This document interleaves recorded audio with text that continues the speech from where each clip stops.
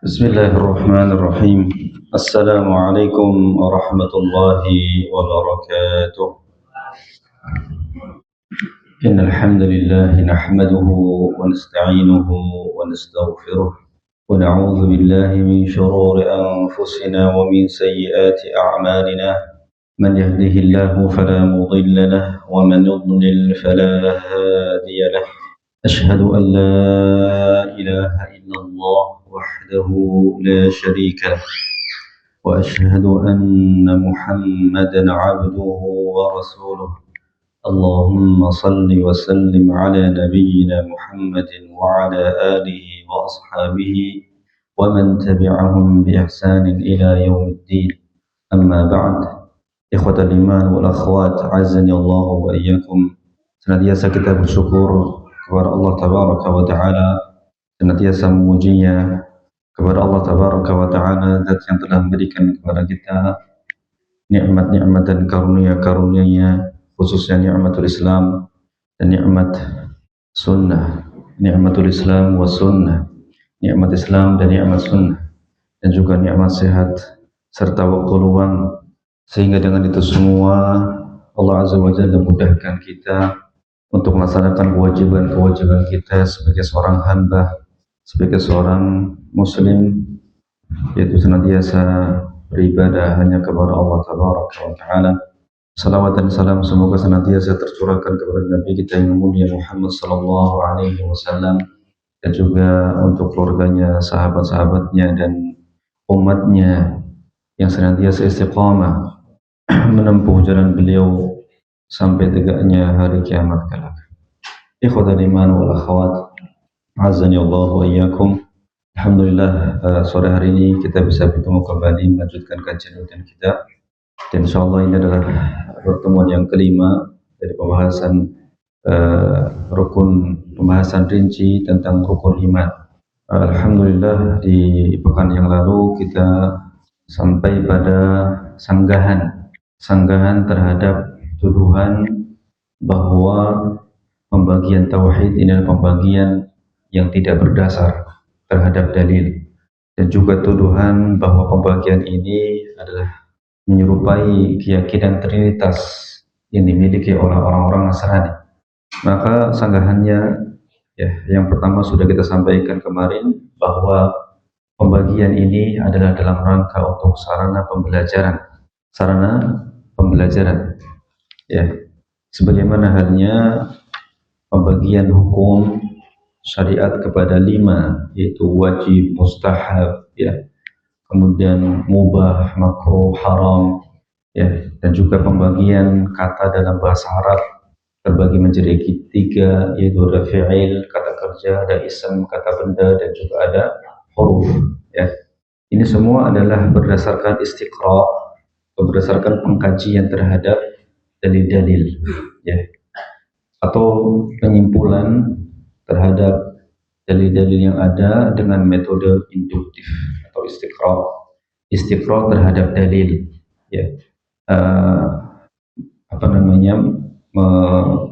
memperhatikan dan memahami dalil yang ada kemudian menyimpulkan. Toh kalau seandainya pun tidak ada pembagian, dan memang itu adalah asalnya, pokoknya, bahwa tauhid itu adalah satu kesatuan, dalam rububiyah Allah, dalam uluhiyah Allah, dan juga dalam nama-nama dan sifatnya. Kalaupun tanpa kita mengetahuinya atau tanpa mengetahui pembagian ini, kemudian kita mewujudkannya, merealisasikan tauhid ini dengan benar, maka tidak masalah. Karena yang menjadi perkara penting atau yang esensial itu adalah perwujudan tauhid itu sendiri. Yang jelas Rasulullah Shallallahu Alaihi Wasallam dan juga para sahabatnya, jika ditanyakan apakah Nabi dan para sahabatnya itu meyakini bahwasanya Allah adalah pencipta alam semesta, maka jawabannya iya, dan itulah tauhid rububiyah. Dan jika ditanya apakah Nabi dan para sahabatnya mempersembahkan ibadahnya hanya kepada Allah Tabaraka wa Ta'ala saja, maka jawabannya iya, dan itulah tauhid uluhiyah. Dan jika ditanya apakah Nabi dan para sahabatnya meyakini, mengimani bahwasanya Allah Azza wa Jalla memiliki nama-nama dan sifat-sifat yang maha indah yang tidak sama dengan makhluknya? Maka jawabannya iya. Jadi kalau tauhid asma wa sifat, ya intinya itu, yang penting itu, ya. Dan intinya adalah untuk sarana pembelajaran, ya. Kemudian yang kedua, yang ini belum kita sampaikan, jawaban dari untuk sanggahan tersebut adalah bahwa pembagian ini untuk menampakkan dan menghilangkan penyimpangan, untuk menampakkan dan menghilangkan penyimpangan, ya. yakni untuk memperjelas, ya, penyimpangan yang terjadi di dalam tauhid, ya, sebagaimana pertama kali itu dilakukan oleh kaum musyrikin di zaman Nabi Nuh alaihissalam, ya. Kenapa kaum musyrikin di zaman Nuh alaihissalam terjatuh dalam kesyirikan, atau kenapa kaum musyrikin Arab dahulu terjatuh dalam kesyirikan, ya. Setelah diteliti dari dalil yang ada dalam Al-Quran dan juga As-Sunnah, ternyata mereka meyakini bahwasanya Allah adalah Sang Pencipta, ya. Mereka meyakini, ya, bahwasanya yang menciptakan langit dan bumi adalah Allah Azza wa Jalla.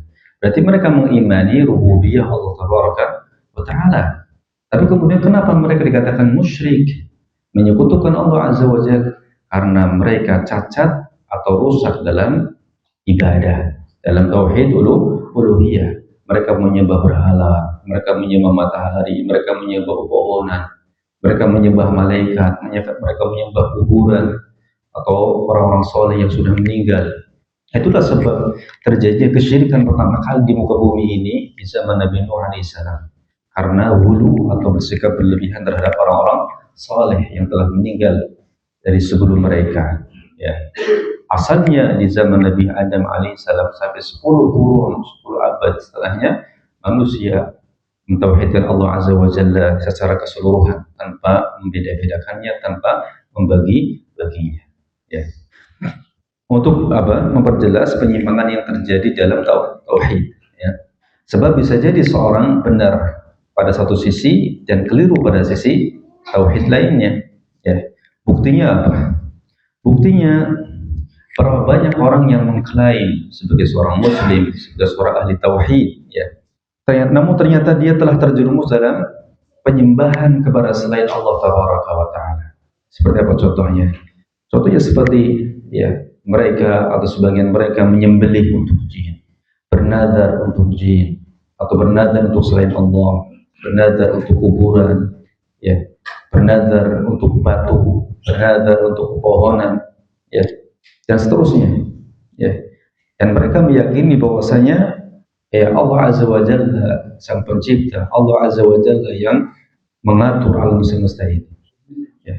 Nah, termasuk juga, ya, sedekah bumi, ya.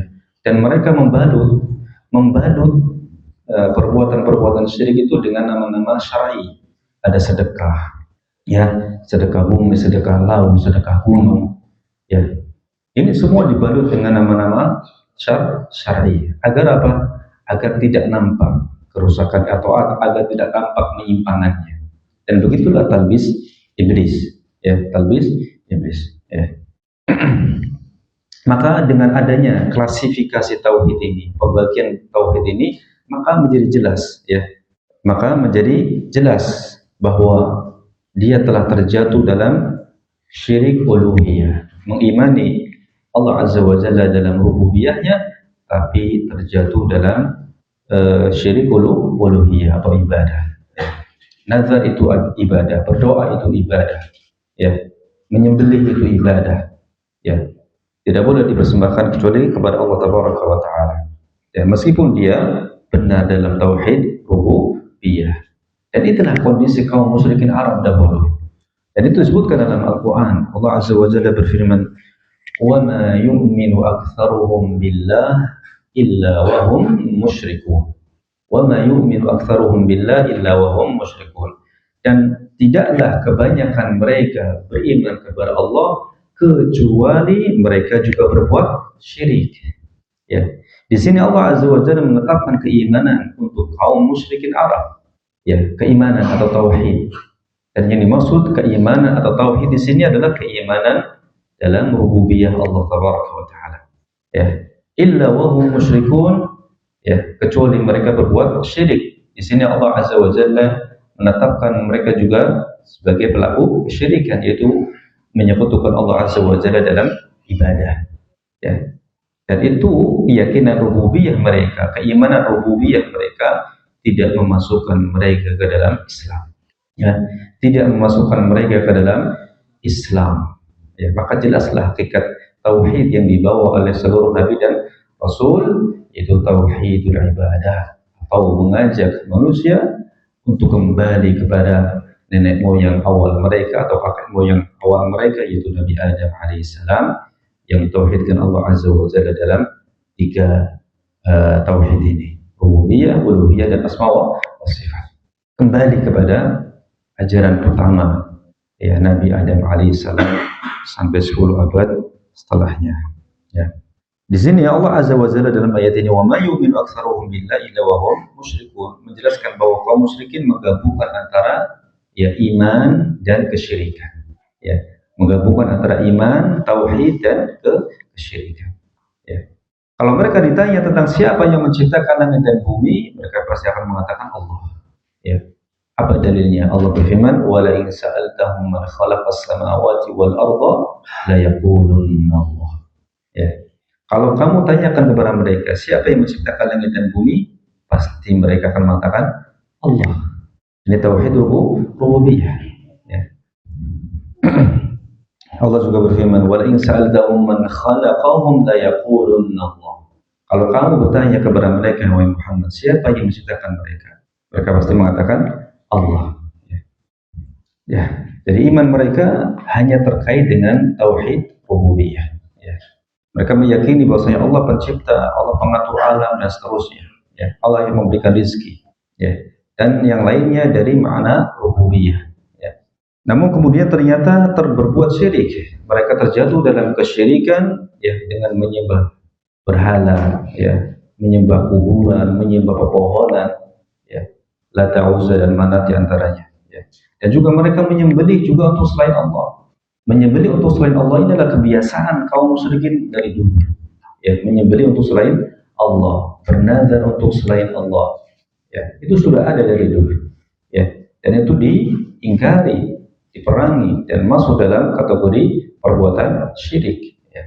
Dan lagi-lagi semuanya berdasarkan dalil dan Al-Quran juga Sunnah, bahwa semua ini adalah bentuk ibadah yang mana tidak boleh diperuntukkan kecuali untuk Allah Tabaraka wa Ta'ala, ya. Kaum musyrikin mengimani rububiyah Allah Tabaraka wa Ta'ala. Oleh karenanya Allah sering mengingatkan kesalahan mereka dalam Al-Quran, ya. Allah Azza wa Jalla membantah kesesatan mereka, ya, terkait dalam tauhid uluhiyah dengan cara apa? Dengan cara mengingatkan tentang keimanan mereka terhadap rububiyah Allah Tabaraka wa Ta'ala. Dan ini lebih mengena, ya. Allah Azza wa Jalla sering mengingatkan kesalahan mereka, kekeliruan mereka terkait dengan tauhid uluhiyah dengan cara mengingatkan mereka terhadap keimanan mereka terhadap rububiyah Allah Taala, ya. Allah Azza wa Jalla berfirman di antaranya dalam surat Al-Baqarah ayat 21, ya ayuhan nasu ubudu rabbakum, ya. Di sini Allah Azza wa Jalla perintahkan, wahai manusia, sembahlah Rabb kalian. Nah, siapa Rabb kita? Ya ayuhan nasu ubudu rabbakum alladzi khalaqakum, itu Rabb yang telah menciptakan kalian, ya, dan yang menciptakan orang-orang sebelum kalian. Alladzi khalaqakum walladzina min qablikum la'allakum tattaqun, ya. Ini hujjah yang kuat, ya.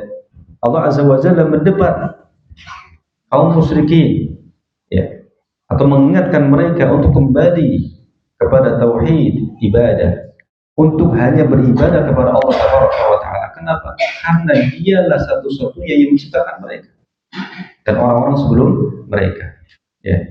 Karena tauhid uluhiyah ini landasannya adalah tauhid rububiyah, atau tauhid uluhiyah merupakan konsekuensi daripada tauhid uluhiyah merupakan konsekuensi dari tauhid rububiyah. Ketika seorang meyakini bahwasanya Allah lah satu-satunya yang mencipta, maka tidak boleh seorang beribadah kecuali hanya kepada Allah Taala, ya. Jika kita telusuri, maka akan dijumpai banyak ayat bahwa Allah Tabaraka wa Ta'ala menyebutkan tentang tauhid rububiyah untuk memperbaiki kesalahan kaum musyrik Arab dalam tauhid uluhiyah. Di antaranya tadi ayat yang telah kita sampaikan. Ya. Jadi dari sini kita mengetahui, ikhwas sekalian, bahwa secara tersirat, ya, secara tersirat atau secara tidak langsung, ya, di sini Allah Azza wa Jalla membedakan antara tauhid rububiyah dengan tauhid uluhiyah. Secara tersirat atau secara tidak langsung, ya. Allah Azza wa Jalla membedakan antara tauhid rububiyah dengan tauhid uluhiyah. Dan inilah yang disebut dengan istiqra, ya. Istiqra, yakni memperhatikan, ya, meneliti dalil-dalil yang ada kemudian menyimpulkan, ya. Jadi bukan tanpa dalil, tapi dengan dalil, ya. Meskipun memang tidak secara tersurat, tapi tersirat, ya, secara tidak langsung. Pun demikian pembagian kata dalam bahasa Arab menjadi 3, pembagian hukum syar'i dalam pembagian hukum syar'i, ya, hukum taklif itu ada 5. Ini semua, ya, adalah metode para ulama dalam menyimpulkan hasil kesimpulan dari dalil, ya, memperhatikan dalil, ya, mengkaji dalil kemudian menyimpulkan yang demikian, ya. Pun demikian dalam tauhid asma wa sifat, ya, yang mana dalam tauhid asma wa sifat ini juga terdapat banyak penyimpangan, ya, terdapat banyak penyimpangan tentangnya, ya. Seperti misalnya penolakan terhadap sifat ulu atau sifat ketinggian bagi Allah Tabaraka wa Ta'ala, ya, dan juga penolakan terhadap kalamullah, bahwa Al-Quran adalah kalamullah, ya, atau penolakan terhadap sifat kalam bagi Allah Tabaraka wa Ta'ala, ya. Maka klasifikasi tauhid ini, ya, biasanya sering diingkari oleh kalangan yang memiliki penyimpangan dalam tauhid, ya. Diingkari oleh kalangan yang memiliki penyimpangan dalam tauhid. Kenapa? Karena dengan klasifikasi tersebutlah kemudian, ya, muncul atau nampak penyimpangan-penyimpangan, ya. Ketika seorang misalnya meyakini atau menafsirkan kalimat tauhid dengan la khaliqa illallah, misalnya la khaliqa illallah, la ilaha illallah, artinya la khaliqa illallah, tidak ada pencipta kecuali Allah, ya. Maka dengan adanya klasifikasi ini nampaklah bahwa tafsir ini keliru, tafsir ini batil. Kenapa? Jika demikian kaum musyrikin Arab pun meyakini itu, tapi kenapa kemudian mereka tidak dikatakan muslim atau dikatakan sebagai ahli tauhid, ya. Sebabnya apa? Karena mereka hanya beriman pada rububiyah Allah Azza wa Jalla, tapi tidak beriman kepada uluhiyah, ya. Intinya, ya, dengan klasifikasi tauhid ini, ya, maka upaya kita untuk mewujudkan tauhid dengan sempurna, ya, itu akan terwujud, itu akan bisa kita lakukan, ya. Dan itulah yang dituntut, dan itulah yang menjadi kewajiban kita untuk mewujudkan tauhid secara sempurna, sebagaimana, ya, generasi sebelum kita, ya, Rasulullah dan juga para sahabatnya, ya. Dan juga dengan adanya klasifikasi tauhid ini, ya, akan terlihat penyimpangan dalam tauhid, ya, akan tersingkap penyimpangan dalam tauhid. Kita akan bisa mewujudkan atau merealisasikan tauhid dengan sempurna, dan akan tersingkap penyimpangan dalam tauhid dengan adanya klasifikasi, ya. Nah, ini 2 jawaban sanggahan. Yang pertama, bahwa itu adalah sarana untuk pembelajaran, dan yang kedua, klasifikasi ini adalah dalam rangka untuk, ya, mengetahui penyimpangan dalam tauhid, untuk menampakkan atau menghilangkan penyimpangan dalam tauhid. Nah, baik. Ikhwatal iman, azani Allahu wa iyyakum. Berikutnya, kemudian penulis memulai pembahasan tentang tauhid rububiyah secara mendetail. Sebelumnya sudah kita sampaikan klasifikasi tauhid, ya, bagian tauhid menjadi 3 secara global. Kemudian penulis di sini mulai membahas satu persatu dari 3 pembagian tauhid ini. Tauhid rububiyah dimulai dari tauhid rububiyah, dan penulis di sini menyebutkan secara panjang lebar, secara mendetail. Maka pembahasan masing-masing dari tauhid ini membutuhkan tentu pertemuan yang banyak. Dan kalau saya lihat di sini dari halaman 13 sampai halaman 160, ya, dari halaman 13 sampai halaman 160 penulis hanya membahas tentang tauhid rububiyah, ya, berarti sekitar 140-an ya halaman, ya. Dan apa yang disampaikan oleh penulis di sini, ya, apa saja yang disampaikan, ya, sebagai informasi awal, ya, pembahasan tentang tauhid rububiyah di sini beliau menyebutkan yang pertama definisi tauhid rububiyah. Yang pertama dalil-dalil tauhid rububiyah. Kemudian ahkam atau hukum tauhid rububiyah. Kemudian di sana ada penyimpangan dalam tauhid rububiyah dan hal-hal yang mengotori kemudian tauhid rububiyah, dan yang terakhir pembahasan tentang ateisme. Ateisme atau keyakinan tidak adanya pencipta atau Tuhan. Kita bahas yang pertama tentang tauhid rububiyah dari sisi urgensi atau pentingnya tauhid rububiyah. Ya, pentingnya tauhid rububiyah atau urgensi tauhid rububiyah. Yang pertama, bahwa tauhid rububiyah ini adalah sumber kebahagiaan.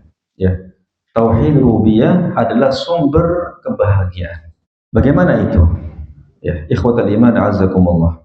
Ketahuilah bahwa sesungguhnya kebahagiaan hanya bisa diraih oleh seorang manusia jika dia bersandar dan bertumpu kepada Tuhan yang Maha Esa, Tuhan yang Maha Kuasa atas segala sesuatu. Ya. Kebahagiaan hanya bisa diraih oleh seorang yang mengimani, yang meyakini, ya, atau jika dia bersandar kepada Tuhan yang Maha Kuasa atas segala sesuatu. Ya. Dia meyakini bahwa di sana ada Tuhan yang Maha Esa yang telah menciptakannya, yang telah mengatur alam semesta, yang telah menciptakannya, yang telah memberikan dia rizki, ya, yang telah menjauhkan dirinya dari madarat, yang telah memberikan kepadanya manfaat. Dia mengimani itu semua. Ya. Maka dengan dia meyakini ini semua dengan hatinya, maka dia menjadi seorang yang tenang dan tentram. Kenapa? Karena dia memiliki Rabb, memiliki Tuhan yang mampu atas segala sesuatu, yang telah memberikan kepadanya rizki, yang telah yang telah menjauhkan dirinya dari madarat, atau maha mampu untuk menjauhkan diri dari madarat, yang mampu untuk mendatangkan manfaat yang tidak dibatasi dengan apapun. Ya. Maka keyakinan seperti ini akan melahirkan kebahagiaan dan ketenangan. Ya. Dan ini tidaklah didapatkan kecuali bagi orang-orang yang beriman. Ya. Ketenangan jiwa, ketenangan batin. Ya. Kenapa? Karena dia bersandar kepada Zat yang Maha Kuasa atas segala sesuatu. Ya. Kemudian tawakalnya kepada Rabbnya semakin tinggi. Kenapa? Karena dia meyakini, ya, karena dia bersandar kepada Tuhan yang Maha Kuasa atas segala sesuatu. Ya. Maka kemudian dia pun semakin fokus untuk ikhlas kepada Allah Tabaraka wa Ta'ala, atau kepada Tuhan tersebut. Ya. Maka ini berbeda dengan orang yang tidak memiliki keyakinan seperti ini. Ya. Hatinya akan galau dan bimbang. Ya. Hatinya akan dihantui dengan rasa khawatir, rasa was-was. Kenapa? Karena mereka bergantung kepada selain Allah Tabaraka wa Ta'ala. Mungkin ada bertanya-tanya di antara kita. Ya. Bagaimana dengan kaum musyrikin? Ya, kaum musyrikin mereka meyakini, mengimani rububiyah Allah Tabaraka wa Ta'ala. Ya. Mengimani rububiyah Allah Azza wa Jalla, bahwasanya Allah Azza wa Jalla lah yang memberikan mereka rizki, memberikan mereka kehidupan, dan seterusnya. Ya. Ya, inilah bentuk penyimpangan mereka. Ya. Bentuk penyimpangan mereka yang seharusnya tauhid rububiyah ini, ya, mengharuskan mereka mempersembahkan ibadah hanya kepada Allah Tabaraka wa wa taala, ya, tapi sebaliknya yang terjadi. Maka kemudian Allah tabaraka wa taala berikan kepada mereka ketidaktenangan. Ya, kenapa? Karena bergantung kepada selain Allah tabaraka wa taala. Ya. Makanya sebenarnya tauhid rububiyah ini, ya, merupakan pondasi bagi seorang hamba untuk mempersembahkan ibadahnya hanya kepada Allah tabaraka wa taala.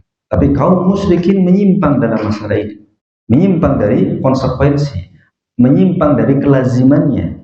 Ya, lazimnya adalah ketika tertanam tauhid rububiyah, maka dia akan, ya, hanya bergantung kepada zat tersebut atau Tuhan yang Maha Esa tersebut. Ya, lazimnya seperti itu.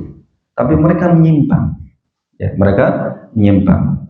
Ya, mereka beribadah, mereka menyembah kepada selain Allah tabaraka wa taala, atau mereka menjadikan makhluk, ya, sebagai perantara antara diri mereka dengan Allah tabaraka wa taala. Ya. Maka mereka pun tidak akan mendapatkan kebahagiaan.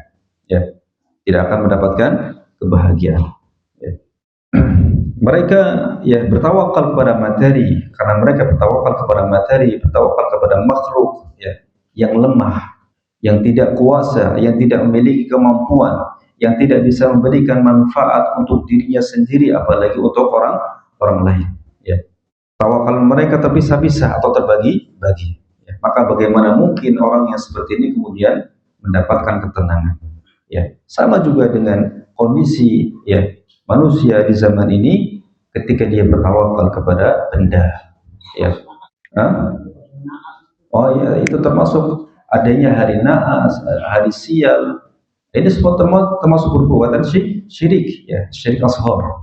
Ya, hukum asalnya apa? Syirik ashar, meyakini adanya hari naas, hari sial, ya.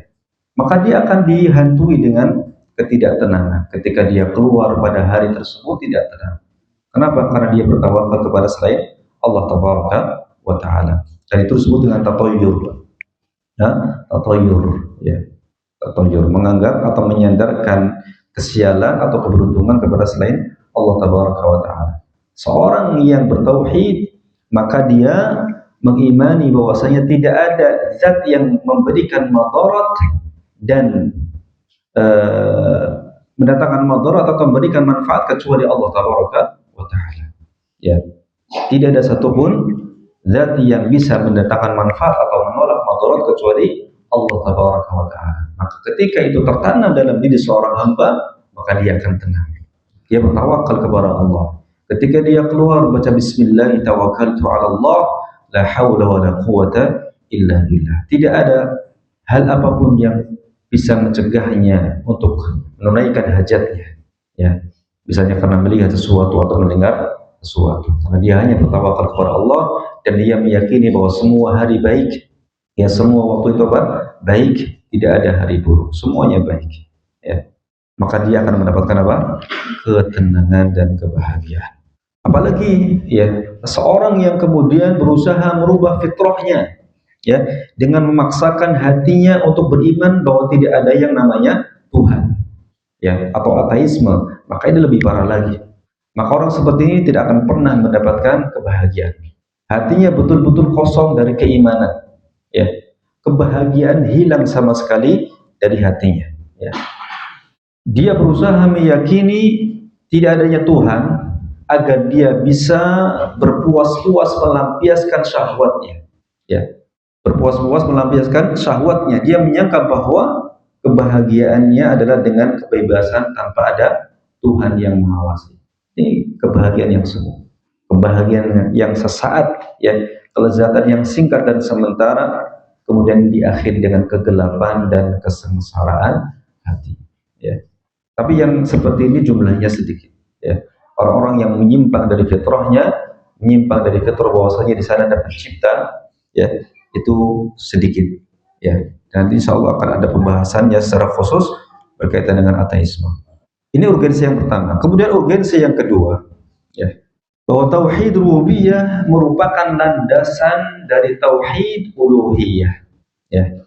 Tauhid rububiyah merupakan landasan dari tauhid uluhiyah, Akan sulit sekali seorang kemudian mempersembahkan ibadahnya hanya kepada Allah Tabaraka wa Ta'ala manakala ini tidak ada, manakala pondasinya tidak ada landasannya, ya. Makanya tadi kita katakan bahwa sebetulnya tauhid rububiyah merupakan pondasi, ya. Tapi kaum musyrikin menyimpang dalam hal ini, ya. Mereka menyimpang, ya. Jadi tidaklah terjadi kekeliruan dan penyimpangan dalam tauhid uluhiyah, melainkan karena adanya kekeliruan dan penyimpangan dalam tauhid rububiyah. Ya. Tidaklah terjadi kekeliruan dan penyimpangan dalam tauhid uluhiyah, melainkan karena adanya kekeliruan dan penyimpangan dalam tauhid rububiyah. Apa contohnya? Contoh, ya. Banyak orang yang melakukan penyembelihan untuk jin di lautan atau pegunungan, ya. Itu sedekah gunung atau sedekah laut, ya. Yang mana ini merupakan bentuk kesyirikan dalam tauhid uluhiyah, ya. Penyimpangan dalam tauhid uluhiyah, ya. Apa sebabnya? Sebabnya adalah karena keyakinan bahwa para jin tersebut memiliki kemampuan untuk mengatur laut dan gunung, memiliki kekuasaan, memiliki kemampuan untuk melancarkan rezeki, ya, untuk memudahkan mereka mendapatkan ikan di lautan, atau agar jin tersebut tidak marah kemudian gunungnya meletus, ya. Seperti itu. Jadi penyimpangan tauhid uluhiyah ini berasal dari penyimpangan tauhid rububiyah. Maka seorang harus menguatkan pondasi tauhid rububiyahnya dulu, bahwasanya tidak ada yang memiliki kemampuan kekuasaan untuk memberikan manfaat tidak boleh madarat kecuali Allah Tabaraka wa Ta'ala. Jin nggak bisa. Jin itu lemah, ya. Jin lemah, tidak memiliki kemampuan apa-apa kecuali dengan izin Allah Tabaraka wa Ta'ala. Pun kita demikian, kita bisa melakukan sesuatu apapun karena kekuatan dan daya dari Allah Tabaraka wa Ta'ala. La haula wa la quwata illa billah. Sama juga dengan jin, ya. Maka tidak boleh ada keyakinan bahwasanya jin memiliki apa? Kekuasaan, ya. Jin penunggu laut, jin penunggu hutan, penunggu apa? Gunung. Ya, ini yang paling sering terjadi, ya. Ketika terjadi musibah gunung meletus misalnya, oh karena tahun kemarin nggak melakukan ritual, gitu kan? Akhirnya dibawa ke sana, ya. Subhanallah. Oh, penangkapan ikannya berkurang. Oh, kemarin nggak ada sedekah laut. Seperti itu jadinya, ya. Subhanallah. Padahal kalau seorang tauhid rububiyahnya tidak ada penyimpangan, kokoh kuat, bahwa dialah satu-satunya yang memberikan rezeki, ya. Dialah yang mengatur seluruh alam semesta ini, ya. Maka dia tidak akan keliru atau menyimpang dalam tauhid uluhiyah, ya. Dan kaum musyrikin, sebab mereka menyimpang itu diantaranya adalah karena mereka adalah orang-orang yang sedikit mengingat nikmat Allah Tabaraka wa Ta'ala. Qalilan ma tadhakkarun, ya.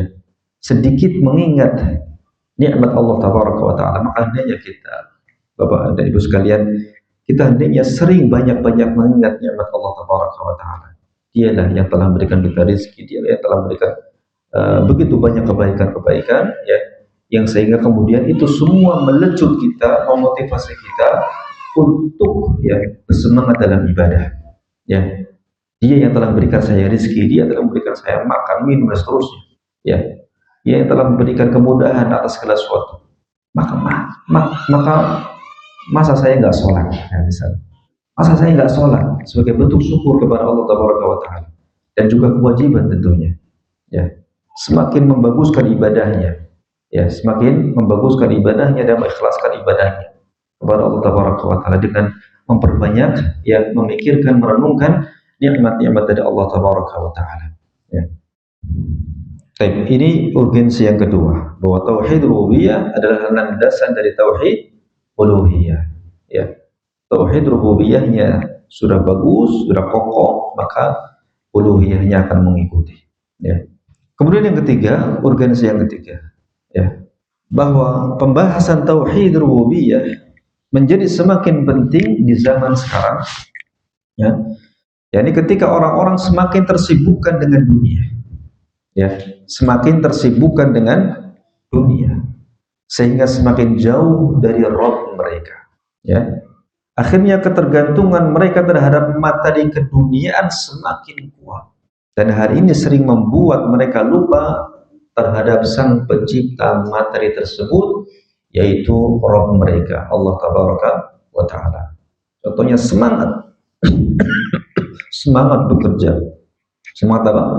Bekerja siang malam, ya, tapi lupa untuk ibadah. Lupa apa? Untuk ibadah. Mereka banyak bergantung kepada sebab, tapi lupa dengan zat yang memberikan pengaruh terhadap sebab tersebut, yaitu Allah wa Ta'ala. Ya. Jadi jangan sampai kita mencari dunia ini kemudian melupakan zat yang telah memberikan kepada kita rezeki, yaitu Allah wa Ta'ala. Dan itu bisa menghilangkan keberkahan. Bisa menghilangkan apa? Keberkahan harta yang kita dapatkan karena lupa dengan yang sang pemberi rezeki. Ya. Dan ini banyak di zaman ini. Ya. Kemudian yang keempat, ya, urgensi dari pembahasan tauhid rububiyah. Ya, demikian pula di zaman terakhir ini semakin banyak munculnya pihak yang memperjuangkan pemahaman ateis. Ini, ya, munculnya orang-orang yang memperjuangkan pemahaman ateis, yaitu meyakini tidak adanya Tuhan, ya, yang semakin menguatkan akan urgensinya belajar tauhid rububiyah dan menanamkannya di hati masyarakat secara umum. Ya, di samping itu juga seperti tadi kita sampaikan, ya, dengan kita menanamkan, ya, pemahaman tauhid rububiyah dengan baik, ya, dengan kokoh, dengan kuat, maka insya Allah tauhid uluhiyah atau tauhid ibadahnya akan bagus. Ya. Dan seperti tadi contohnya, tidaklah sebagian masyarakat yang terjatuh dalam perbuatan syirik dalam uluhiyah kecuali karena ada penyimpangan dalam memahami makna tauhid rububiyah. Sekedar hanya meyakini bahwasanya Allah pencipta, tidak mempelajari secara mendalam, mendetail, ya. Sekedar hanya meyakini Allah pemberi rezeki, Allah pencipta, Allah yang mengatur alam, ya, tanpa mendalaminya dengan mempelajari dengan mendetail bahwasanya tidak ada zat yang memberikan manfaat dan mudarat kecuali Allah Tabaraka wa Ta'ala.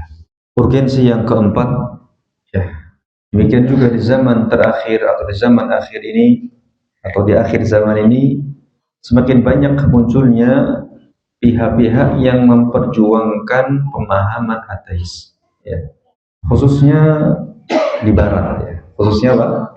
Di barat kita dapati itu, ya, banyak. Allah mungkin juga di Indonesia, ya, tapi mungkin sangat sedikit, ya, tapi ada di setiap tempat, ya. Maka, ya, fenomena ini semakin menguatkan urgensi atau pentingnya belajar tauhid rububiyah. Na'udzubillah. Kalau sudah rukun yang pertama atau keyakinan yang pertama tentang beriman kepada Allah ini sudah hilang, maka yang lain akan hilang, ya. Karena rukun atau kandungan makna beriman kepada Allah Tabaraka wa Ta'ala yang pertama adalah meyakini wujud atau eksistensi Allah Tabaraka wa Ta'ala. Kalau ini sudah nggak ada, yang lainnya juga akan hilang, ya. Maka seorang betul-betul harus mengokohkan ini dulu, meyakini wujudnya Allah Tabaraka wa Ta'ala, ya. Walaupun kita tidak pernah melihatnya di dunia, tidak akan pernah bisa, ya, karena Allah Azza wa Jalla ghaib, tapi harus kita yakini, imani tanpa ada keraguan sedikit pun. Karena ini menjadi syarat sah atau tidaknya keimanan kita kepada Allah Tabaraka wa Ta'ala. Kemudian yang kedua adalah mengimani Allah Azza wa Jalla, mentauhidkan Allah Subhanahu wa Ta'ala, yaitu mentauhidkan rububiyahnya, uluhiyahnya, dan asma wa sifatnya, ya, agar keimanan kita benar, ya. Nah, kalau seandainya yang pertama ini sudah hilang, maka yang akan hilang. Dan di zaman ini semakin banyak orang-orang yang memperjuangkan, ya, penyimpangan atau keyakinan yang sesat ini, ya. Dan mereka, ya, berusaha juga menanamkan keyakinan sesat ini kepada masyarakat umum, ya. Apalagi kita hidup di zaman media sosial, internet, ya, itu bisa disebar di sana, di media sosial, internet, buku-buku, ya, yang itu dibaca oleh masyarakat yang tidak memiliki dasar yang kuat tentang Islam, ya, sehingga akhirnya mereka pun ragu terhadap Islam. Nah, kalau sudah ragu terhadap Islam, berarti ini kekufuran, ya. Tidak boleh ragu sama sekali terhadap kebenaran Islam, ya. Tidak boleh ragu sama sekali terhadap kebenaran Islam. Bahwasanya satu-satunya agama yang benar di sisi Allah hanyalah Islam. Ini nggak boleh ada ragu sama sekali. Ya, kalau sudah ragu, maka terjatuh dalam kekufuran. Maka banyak-banyak berdoa. Allahumma zidni imanan wa yaqinan wa fiqha. Itu doanya para sahabat. Ya, di antaranya Abdullah bin Mas'ud. Ya, Allahumma zidni imanan wa yaqinan wa fiqha. Ya Allah, tambahkanlah kepadaku, ya, imanan, keimanan, wa yaqinan, dan keyakinan. Kita sudah memiliki keimanan dan keyakinan, dan juga fiqh, pemahaman, ya. Tapi kita minta tambahan kepada Allah SWT agar terus semakin kuat, semakin kuat, ya. Agar jangan sampai keyakinan yang kita dapatkan atau keyakinan yang kita miliki ini kemudian tercampur dengan keraguan, ya. Sebagian mereka, ya, secara tidak sadar, ya, telah terjatuh pada pembatal keislaman, ya. Bahkan ada pula yang sampai terang-terangan yang menyatakan dirinya telah menjadi ateis, ya.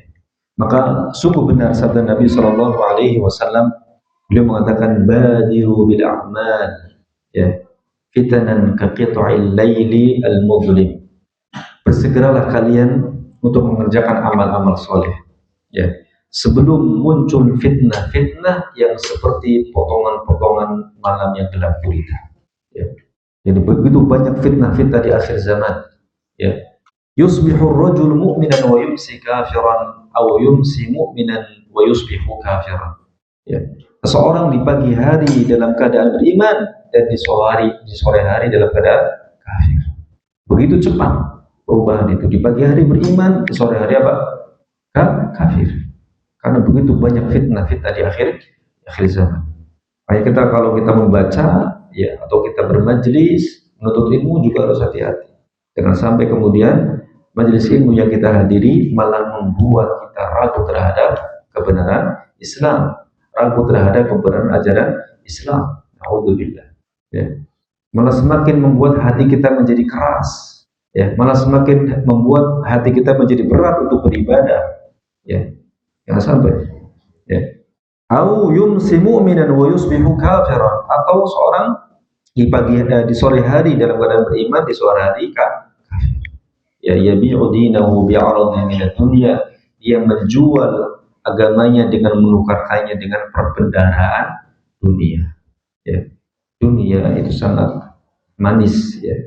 Disuap atau diberikan uang, ya, warnanya merah-merah semua, gitu kan. Tapi kamu ngomong begini, begini, sesuatu yang bertentangan dengan Islam, sesuatu yang bertentangan dengan akidah, dan dia tidak mempedulikan. Dia menganggap bahwa apa yang dia ucapkan itu tidak membahayakan dirinya. Na'udzubillah, summa na'udzubillah, ya. Maka di zaman ini, ya, begitu mudah seorang, ya, menjadi kafir, ya. Na'udzubillah, summa na'udzubillah. Di antara sebabnya adalah karena mereka membaca syubhat orang ateis. Kemudian dia meyakini syubhat-syubhat tersebut, lalu terjatuhlah dia dalam kekufuran. Semoga Allah Azza wa Jalla memberikan keselamatan kepada kita semua, ya, dengan terus berpegang teguh dengan dinul Islam, ya. Mohon kepada Allah Azza wa Jalla untuk dikokohkan hati kita di atas agama Allah. Ini juga penting, perbanyak doa. Ya muqallibal qulub, tsabbit qalbi ala dinik. Ini juga penting, ya. Kemudian Allahumma arzuqni husnal khatimah, Allahumma arzuqni taubatan nasuha qablal maut, ya. Demikian ikhwan yang bisa kami sampaikan pertemuan malam hari ini, mudah-mudahan bermanfaat. Mungkin sedikit barangkali ada yang ditanyakan. Waalaikumsalam warahmatullahi wabarakatuh. sebab yang menyebutkan orang itu keluar dari yang pertama, dia meyakini bahwa Allah Maha Pencipta, tapi dia sering menggunakan jin dalam kegiatannya, terutama pengobatan. Dia sering. Yang kedua, dia terkadang sering mengajak orang-orang di luar keyakinannya untuk membantunya dia. Memang dia tidak mengetahui secara 100% dia seorang. Apakah sebab yang menyebabkan dia kalau keluar dari Islam? Karena saya pernah melihat dia itu dia seorang Tionghoa, Cina, dan dia beribadah. Dia sholat. Ya sholat. Iya, dia sholat dulu. Tapi dia menggunakan jasa. Jadi dia meyakini Tuhan itu bisa menggunakan sholat. Apakah dia beribadah? Puasa. Nah, apakah dia sudah bisa keluar dari Islam? Ini pembahasan tentang masalah takfir ya. Takfir. Tapi kalau kita hukumi perbuatannya, maka itu jelas perbuatan kufur. Perbuatan kufur. Ya, kita hukumi perbuatannya saja. Adapun individunya maka nanti perlu ada ada syarat-syaratnya. Ada syarat-syaratnya. Ya. Kita katakan itu adalah perbuatan kufur yang bisa membatalkan keislaman seseorang. Ya. Dia beribadah di tempat ibadah orang kafir, ya kan? Kemudian dia juga berinteraksi dengan jin. Dan interaksi dengan jin ini semakin besar bantuan jin kepada orang tersebut, maka semakin besar permintaan jin kepadanya. Bisa sampai pada kesyirikan dan kekufuran juga. Ya, bisa sampai pada permintaan perbuatan syirik dan kufur. Ya, maka sangat berbahaya sekali ya seorang yang berinteraksi dengan jin untuk saling memberikan manfaat ya, atau yang disebut dengan khodam ya. Perbuatannya ini jelas, perbuatannya adalah perbuatan yang bisa membatalkan keislamannya ya. Makanya penting sekali bagi seorang mu'alaf ya, yang telah dia masuk Islam itu untuk dibimbing dengan bimbingan Islam yang benar, dalam artian dia mendalami akidah terlebih dahulu tentang Islam. Tidak cukup bagi dia mengucapkan 2 kalimat syahadat kemudian berhenti dari belajar. Ya, kalau ada seorang mu'alaf yang masuk Islam atau seorang yang masuk Islam mu'alaf, ini perlu sekali bimbingan. Ya, perlu sekali bimbingan. Walillahilhamd kalau seandainya dia mengerti, paham. Ya, kalau dia nggak paham, kemudian tidak ada yang mengingatkan, maka bisa tetap terjatuh dalam perbuatan-perbuatan syirik. Ya. Wallahualam. Kalau untuk menghukumi orangnya maka ini butuh kepada pembahasan ya terpenuhinya syarat dan hilangnya penghalang. Tapi perbuatannya itu perbuatan yang bisa membatalkan keislaman seorang. Naudzubillah. Wallahualam bishawab. Cukup ya. Kita tutup baca doa kafaratul majelis. Subhanakallahumma wa bihamdika asyhadu an la ilaha illa anta astaghfiruka wa atubu ilaik.